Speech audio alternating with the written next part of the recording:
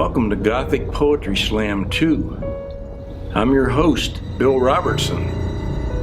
I hope you have a spooky good time. He was in it for the wet work. Ripe in her teens, Joy had a figure men would kill for. Bikini clad, she'd sunbathe on the roof, causing gawking geeks to drive into her farm pond. Later, she'd brag about the fiancés she buried on Oak Hill. They found her groper's stepdad gutted in the barn the day after she left for L.A. The bride chose black for her wedding gown. A frightening amount of mascara entombed her stare, and her ears were adorned with upside-down crosses. Her arms were strands of overcooked spaghetti. Her hips were straight bone. Spiked high heels completed her ensemble. No one wondered when the groom drove up in a hearse. I negotiate forbidden space. Kinky-haired, she stretches, lets the sun caress her skin. Her breasts feed fantasy and supple life. I know I can't touch her, banished to starlight chain gang. Out on the moor, wasted trees writhe with rigor mortis. Catacombs of mist confuse and frighten until dusk creaks shut with a blast of black rain. The ruins were overgrown with brambles and briars. Crumbled walls cast shadows in the moonlit gloom, and toadstools crunched underfoot. Cold drafts seep from subterranean vaults. Ghostly lovers embrace like tangled roses. The sky is a Ouija board of bright stars. Frost glows on a frozen lane, and wolves glide ghostly from a thicket. Owls worry the marshes with their calls. The night is an unfinished puzzle with plenty of pieces missing. What do you do when your whole family's strange, and you have their sickness polluting your veins? How do you cope with the future ahead when you know you'll be crazy before you were dead? What do you do when it starts to take over and robs you of reason a few times you're sober? How can you fight this congenital disease that comes from the roots of two warped family trees? What can you do to defeat the dark urges and beat back the devil each time he emerges?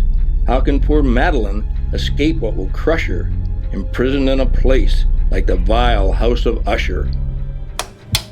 Lucretia's love is insipid as gruel. Her needs are shallow as a vagabond's grave, and her songs contain one octave. Her kisses are cold as a dead trout's. Her only excess involves razors and foreskin. The raven tree grows scaly and sick, with plenty of perches for witch birds. Bark peels like leopard skin from its bent trunk, and bare limbs shine like exposed bone. The raven tree quivers with the slightest breeze, as if plagued by ague or some strange nervous disorder. Lounging on the sofa back, she soaks up the sun, her eyes yellow slits of fire. From her perch, she insolently surveys the room with a cool turn of her head. She grooms her regal fur with a barbed tongue as equally adept at flaying flesh from bone. The aquarium holds her hors d'oeuvres, the birdcage her main course. In Hissenspit's house, the humans are neutered and declawed. She parted her husband's hair with an axe. She cut up his body with neat little whacks. She butchered his hound and his cat and his bird. She mopped up the mess without saying a word. She threw out his spikes and his glove and his bat. She melted his trophies and medals and fat. She chopped up his chair and his stool to boot. She burned up the sofa from which he would root. She tore down his posters of Mantle and Maze. She burned every scrapbook of his glory days. She sat down and cried until she couldn't see. He shouldn't have watched all those sports on TV. The elementary librarian lurked in a maze of Gothic book racks. Her step was a whisper, her presence dour as a tombstone. Sweat seeped from her greasy gray locks and down a neck waxy with witch's tallow. We feared her worse than a paddle's crack. Her talons were the envy of the grim reaper. Our ancient studies professor was a depraved fiend. He began each lecture with an outraged bleat and plunged into murky discourse, tugging on a Mephistopheles goatee. He spoke of the Dark Ages with the reverence of an exhumed ghoul, while his eyes were widow spiders seeking meat. His sneer revealed green teeth and a breakfast breath of liver. He scratched a blackboard with nicotine-stained claws to ignite the electricity in our spines. The commentary of the werewolf sportscaster bristled with all the latest jargon. Hoops hotshots passed the orange, went to the hole, and slammed the jam, while diamond dandies flung slurs and chalked up K's. But it wasn't until the gridiron glistened with a Jack Halloween moon that his listeners learned firsthand why he favored the phrase crunch time. The Silicon Factory phantoms seeped like carbon monoxide through the cells of the North End.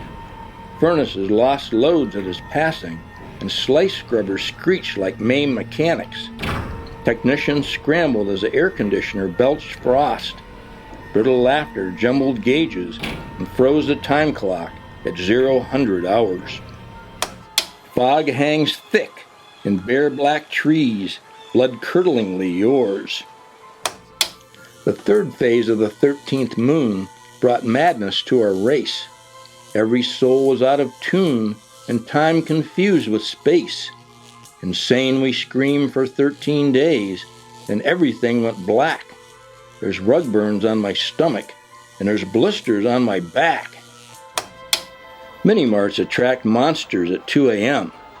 Tall, gaunt, they enter from the mist, wrapped in bat-winged leather. Cold snot runs from sewer-sized noses. Corroded earrings dangle from infected lobes.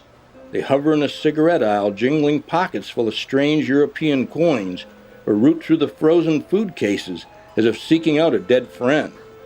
Finally they exit, wrapped in smoke, like blue movie vampires from Wales.